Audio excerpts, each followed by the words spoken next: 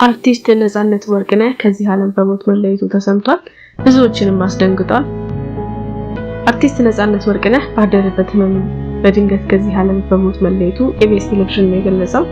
አርቲስት ነፃነት ወርቅነህ በቴሌቪዥን ፕሮግራም አቅራቢነት፣ በተዋናይነት፣ በሌሎች የጥበብ ስራዎች በኪነ ጥበቡ ቤተሰብ ዘንድ ይታወቃል፣ ተወዳጅም ነበር።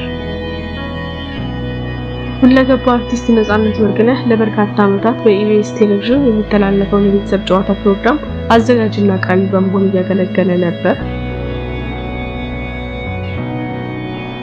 አርቲስት ነፃነት ወርቅነህ በፊልምና በቲያትር ስራዎቹ እጅግ ተወዳጅ የነበረ ሲሆን ባለቀለም ፊልሞች ሲቲ ቦይዝ፣ ሳልነግራት፣ ያንቺ ሌባ፣ ኤፍቢአይ፣ ሚስተር ኤክስ፣ ቾምቤና ሌሎችን ድንቅ ብቃቱን ያሳየባቸው ፊልሞች ሰርቶ ለተመልካች አቅርቧል።